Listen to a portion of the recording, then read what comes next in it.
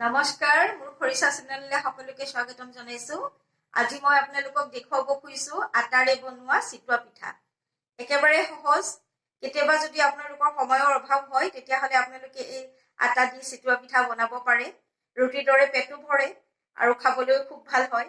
মই আজি চেনি দি বনাইছো, আপোনালোকে নিমখ দিও বনাব পাৰে।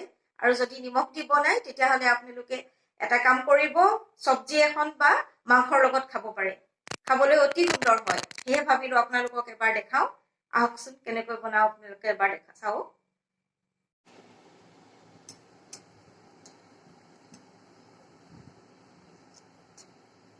আটাৰ চিতোৱা পিঠা বনাবলৈ মই এই চামুচখনৰে 2 চামুচ আটা গুৰি লৈছো। আৰু মই ইয়াতে দিম 1 টেবুল স্পুন চেনি। অকমান বেছি হলেও দিব পাৰে আপোনালোকে নিজৰ আন্দাজ মতে দিব একচুয়ালি চেনিটো, কাৰণ কোনে কিমান মিঠা খায় সেইটোতো গম নাপাওঁ, সেইকাৰণে নিজৰ আন্দাজ মতে দিব পাৰিলে আপোনালোকে। আৰু এতিয়া মই অলপমান পানী দিম।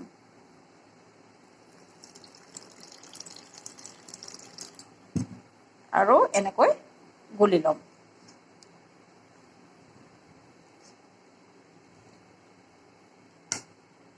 পানী অলপ অলপকৈ দিব, নহলে একেকোবে দি দিলে পেলপেলীয়া হৈ যাব।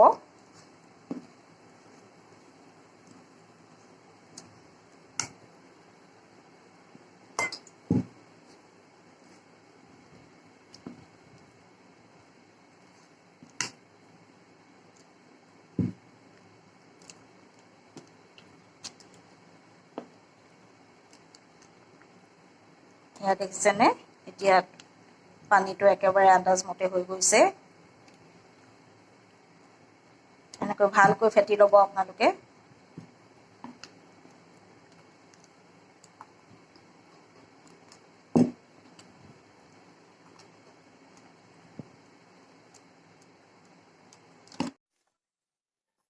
টাৱা গৰম হৈ গ'ল। এতিয়া ইয়াতে অলপ ৰিফাইন অইল দি এনেকৈ এখন কাপোৰেৰে টাৱাখন মই সম্পূৰ্ণকৈ মুচি দিছো।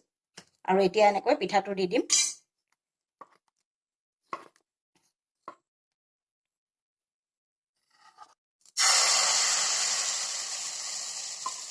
আৰু পিঠাটো দি টাৱাখন এনেকৈ ঘূৰাই দিম।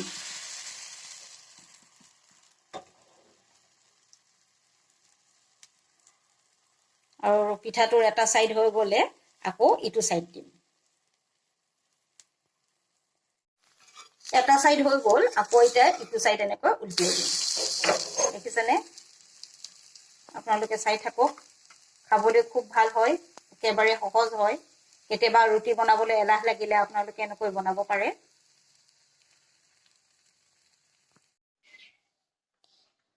মোৰ আটাৰ চিতোৱা পিঠা ৰেডি হৈ গ'ল। আপোনালোকে বনাবলৈ ট্ৰাই কৰিব। আৰু বনাই খাই যদি ভাল পায় মোৰ ভিডিঅ'টো লাইক কৰিব, কমেণ্ট কৰিব, শ্বেয়াৰ কৰিব।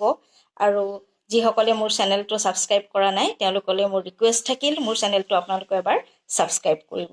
মই নতুন এটা ভিডিঅ'লৈ অতি সোনকালে আপোনালোকৰ ওচৰলৈ আহি আছো। আজিলৈ বাই বাই।